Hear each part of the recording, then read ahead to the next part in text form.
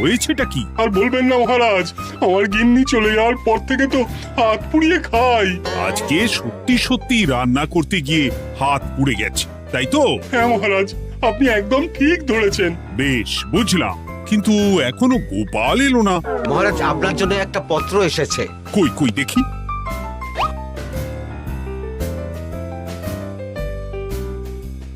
ঠিক আছে, তুমি এখন এসো।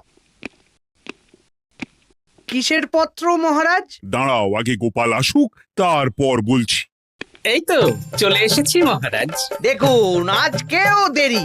আপনি কিছু গোপালকে বলেন না বলে লাই পেয়ে পেয়ে গোপাল আপনার মাথার উপরে উঠে গেছে। আমার নাম কি চুল নাকি যে মাথার উপরে উঠবো?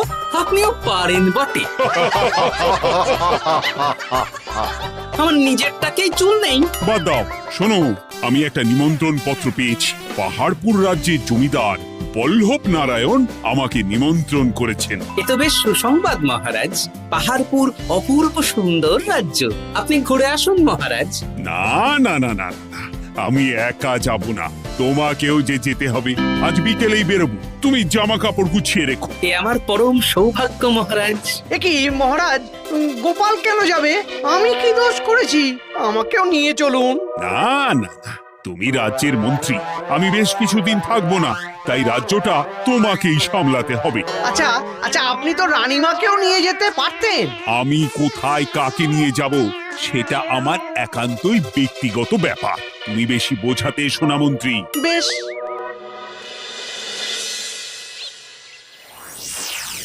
গোপাল গোপাল আর গোপাল, এই গোপালের জন্যে আমাদের কপালটাই মন্দ থেকে গেল।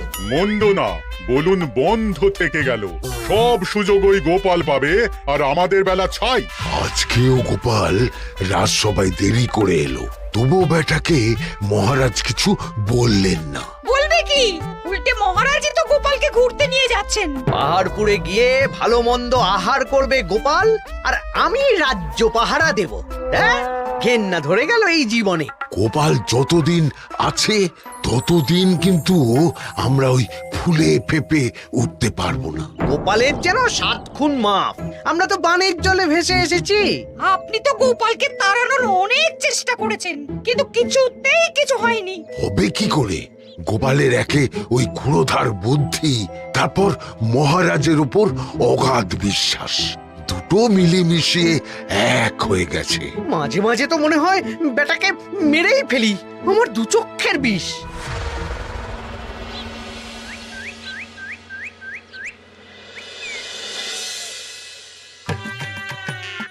বলছি গিন্নি, কি এত তুমি পোটলায় বাঁধছো বলো তো?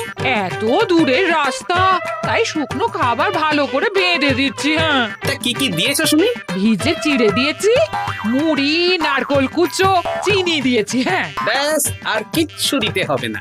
আমার সাথে তো মহারাজও যাচ্ছেন। আমি একটু বেশি করে দিয়েছি গো। দূর, সে কথা বলিনি। মহারাজ যাচ্ছেন তো, তাই মহারাজও নিশ্চয়ই রাজবাড়ি থেকে ভালো মন্দ খাবার নিয়ে আসবেন। যে যার নিজের তালে থাকে। কি আর করবো গিন্নি, উদরকে আদর করে যা সুখ তার অন্য কিছুতে নেই। বেশ বেশ, সাবধানে যেও। হ্যাঁ, তুমিও সাবধানে থেকো কিন্তু। আর নাতনি নাতনিগুলো এলে তাদের জানিয়ে দিও যে দাদু বেশ কিছুদিন থাকবে না। ঠিক আছে গো, ঠিক আছে। সাবধানে যাবেন মহারাজ।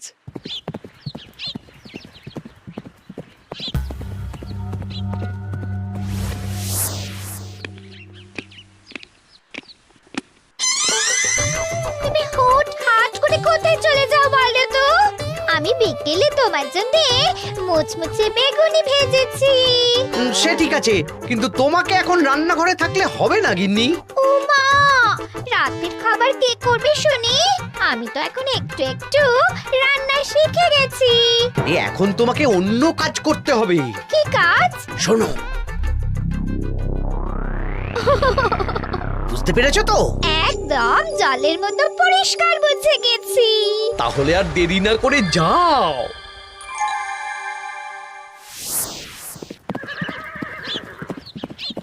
মহারাজ একটা কথা বলতে পারি? বলো গোপাল। আমরা পাহাড়পুর জমিদার বাড়িতে যাচ্ছি কেন? তুমি তো জানো আমাদের সেনাপতি এখন একা একাই নিজের সংসার সামলায়। হ্যাঁ, ওই ঘটনার পর থেকে তো সেনাপতির জন্য ভালো পাত্রীও পাওয়া যায়নি। পাহাড়পুরের জমিদার বল্লভ নারায়ণের একমাত্র কন্যা এখন বিবাহযোগ্যা, তাই আমি আর তুমি দেখতে যাচ্ছি। সেনাপতিকেও সাথে নিয়ে গেলে হতো। না, আগে আমরা যাব, মেয়েটা কেমন সেটা বিচার বিবেচনা করে ফিরে আসব। তারপর যদি সেনাপতি রাজি হয় তখন আমরা বাকি ব্যবস্থার দিকে এগোবো, তাই তো? একদম তাই। আর তোমার চেয়ে ভালো মানুষ চেনার ক্ষমতা আমার জানা আর কেউ নেই, সেই জন্যই তো তোমাকে নিয়ে এলাম। এ আমার পরম সৌভাগ্য মহারাজ।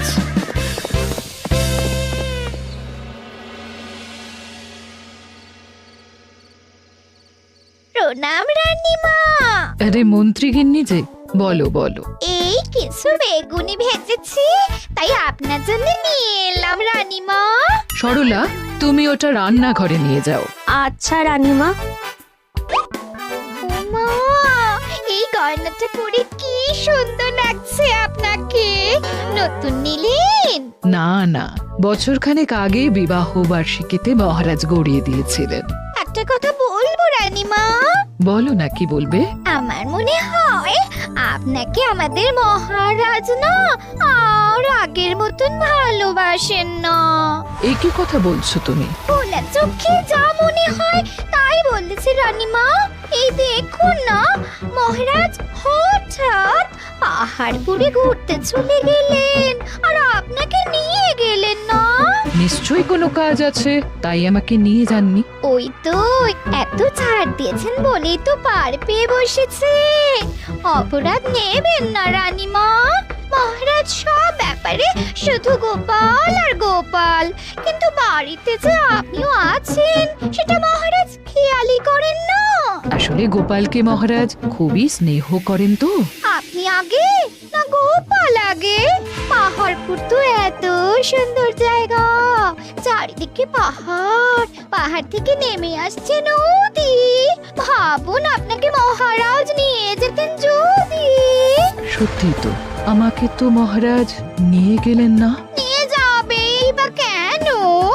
আপনাকে তো আর মহারাজ আগের মতো ভালোই বাসেন না। সব ধ্যান জ্ঞান এখন শুধু গোপাল। হ্যাঁ সত্যি তো, আমি তো এটা ভেবেও দেখিনি কখনো। গোপালই আপনার কপাল পুড়িয়েছে। আসছে রানীমা।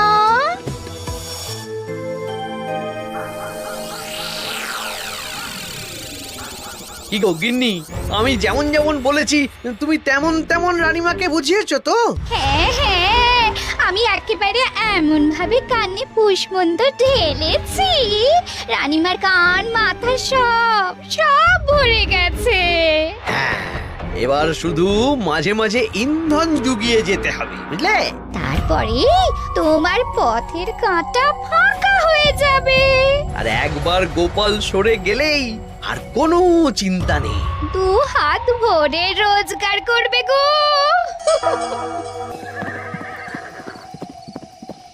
কি কেমন লাগছে যাত্রা? বেশ ভালোই মহারাজ।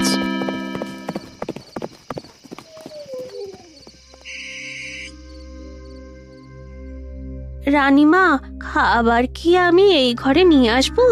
না, আজ আমি কিচ্ছু খাবো না, কিচ্ছু না, খিদে নেই, যাও। এ কি রানীমা, আপনি তো সেই দুপুরের পর কিছুই খাননি। তোমাকে একবার কিছু বললে তুমি বুঝতে পারো না?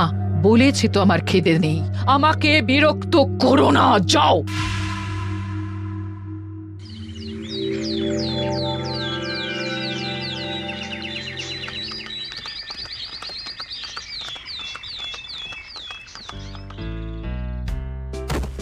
আসুন মহারাজ কৃষ্ণচন্দ্র, আসুন আসুন আসুন।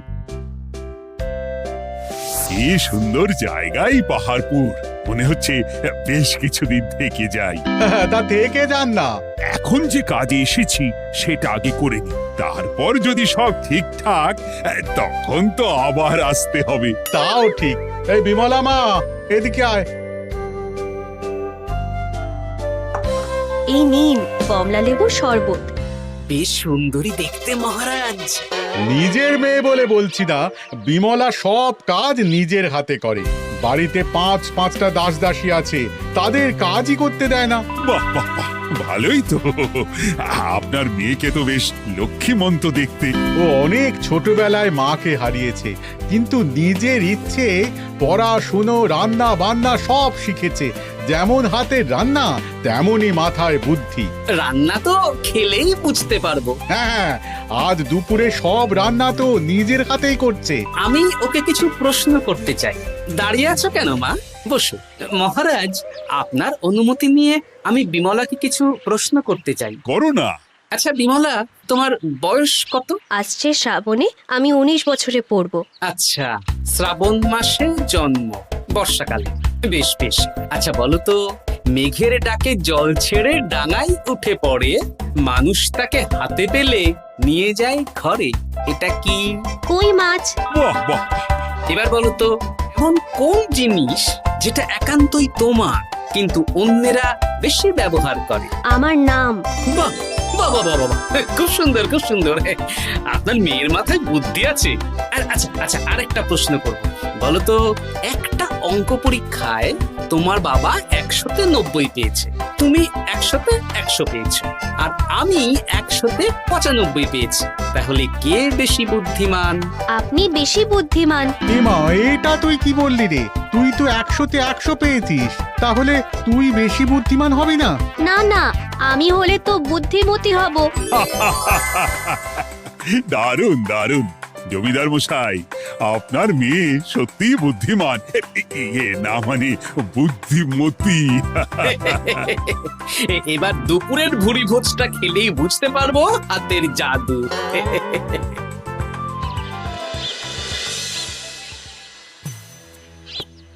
রানীমা, বেলা হয়ে গেছে, এভাবে না খেয়ে থাকবেন না, আপনার শরীর খারাপ করবে। তোমাদের মহারাজ আসুক, তারপরে খাবো।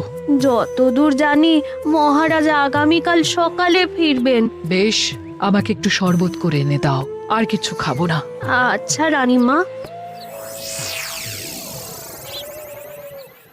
বুঝলি, আজ পুকুর ঘাটে গিয়ে যা শুনলাম না। কি শুনলে? রানীমা গতকাল বিকেল থেকে কিচ্ছু খাচ্ছেন না, মহারাজের ওপর রাগ করে। এখন রানীমার রাগ, এরপর ভাগ গোপাল ভাগ।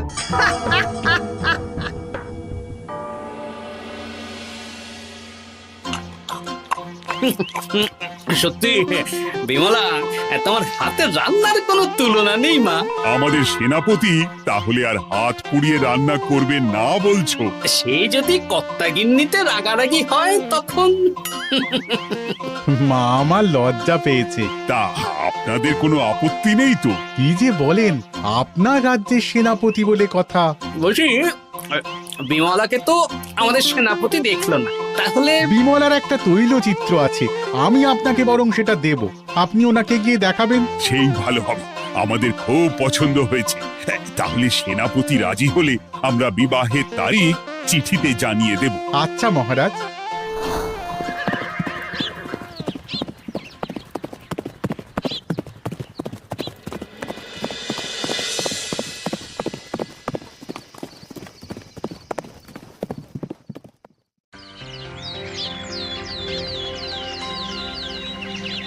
মহারাজ, আমি তাহলে আসি। যাওয়ার পথে আমি সেনাপতির সাথে কথা বলে নেব। হ্যাঁ হ্যাঁ গোপাল, এসো।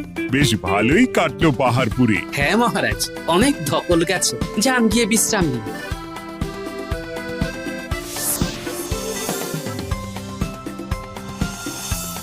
কি সেনাপতি, পছন্দ তো? হ্যাঁ, খুব পছন্দ হয়েছে গোপাল, তোমার চোখ তো দেখছি একেবারে জহুরির চোখ।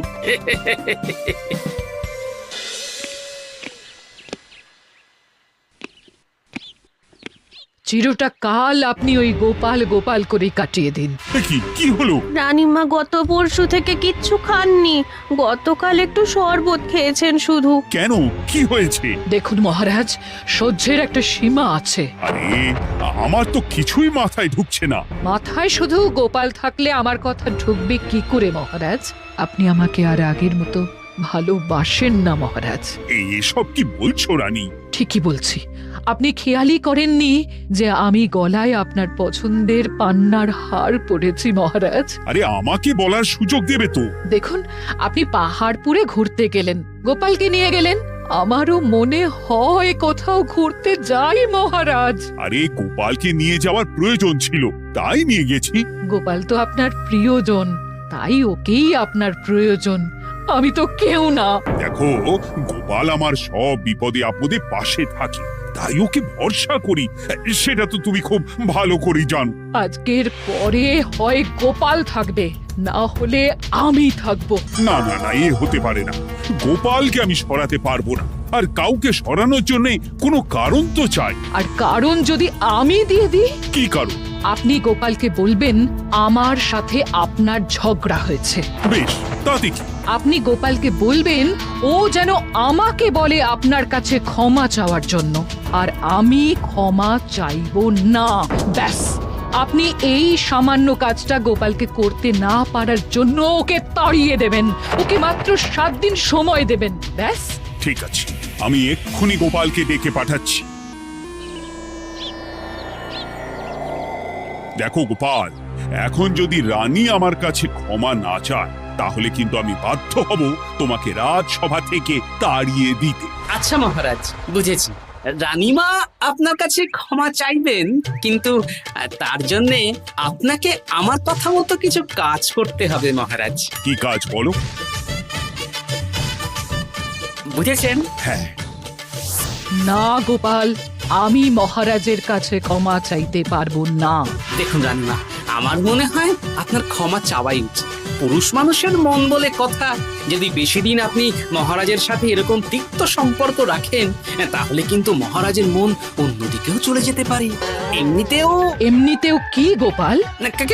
কিছু না রানীমা, শুধু এটুকু জেনে রাখুন, রাজবাড়ির মাঠে বাঁশ বাঁধা হবে। মানে কেন?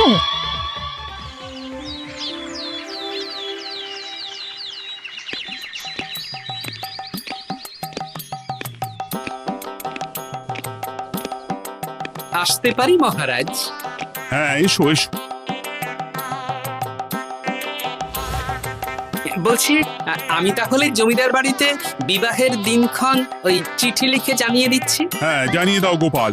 আর কি কি কেনাকাটা করতে হবে সেটার একটা তালিকা বানিয়ে ফেলো। আচ্ছা মহারাজ, মেয়ের শাড়ি আপনি নিজে পছন্দ করে কিনবেন তো? হ্যাঁ, ওই শাড়িওয়ালাকে আজকে দুপুরেই আসতে বলো। আচ্ছা মহারাজ। বিয়ের শাড়ি, কেনাকাটা, এসব কি মহারাজ? সেসব বলা যাবে না রানী, সময় হলে জানতেই পারবে। তবে বিমলাকে অপরূপ সুন্দরী দেখতে, এটুকু বলতে পারি। দেখুন তো মহারাজ, ওই টোপরটা ঠিক আছে কিনা? একদম ঠিক আছে, খুব সুন্দর। শাড়িওয়ালা এক্ষুনি আসছে। আসছি মহারাজ। এসো এসো। কার জন্য শাড়ি লাগবে মহারাজ? রানীমার জন্য? না না, বিমলার জন্যে। বিমলাকে? এক অপরূপা তরুণী, বুদ্ধিমতীও আছে, ধীর স্থির, ঝগড়া করে না। বেশ, অনেক হয়েছে মহারাজ। দোহাই আপনার, আপনি দ্বিতীয় বিয়ে করবেন না। আমি ক্ষমা চাইছি। কি বলছো রানী? আমি বুঝতে পেরেছি, আমি আপনাকে গোপালের নামে 2-4 কথা শুনিয়েছি বলে আপনি বিয়ে করতে চলেছেন। আমি আর রাগারাগি করব না, আমাকে ক্ষমা করুন। ব্যাস, রানীমা ক্ষমা চেয়ে নিয়েছেন, মানে আমার চাকরিটা থাকছে। হ্যাঁ গোপাল, হ্যাঁ, দোহাই তোমার, মহারাজকে বিপথে চালিত করো না। আরে দূর, আমি বিয়ে করছি নাকি? বিয়ে তো হবে সেনাপতির। ওর জন্যই তো পাত্রী দেখতে পাহাড়পুরে গেছিলাম, গোপাল আর আমি। তার মানে মন্ত্রীর বউ আমাকে ভুল বোঝালো? আবার মন্ত্রীর কোনো ষড়যন্ত্র হবে, ওকে না নিয়ে গিয়ে গোপালকে নিয়ে গেলাম বলে। সেনাপতির বিয়ের আগেই আপনি মন্ত্রী মশাইকে ধোলাইটা দিয়ে দিন। ঠিক বলেছ রানী, তুমি বরং শাড়ি পছন্দ করো, আর আমি চললাম মন্ত্রীকে ধোলাই দিতে।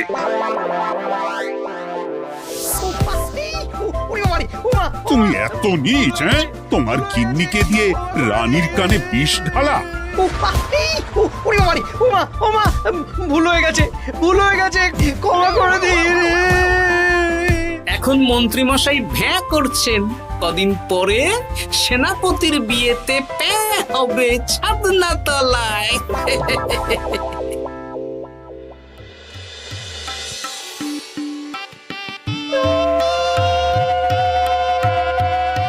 এবার মালা বদল হবে।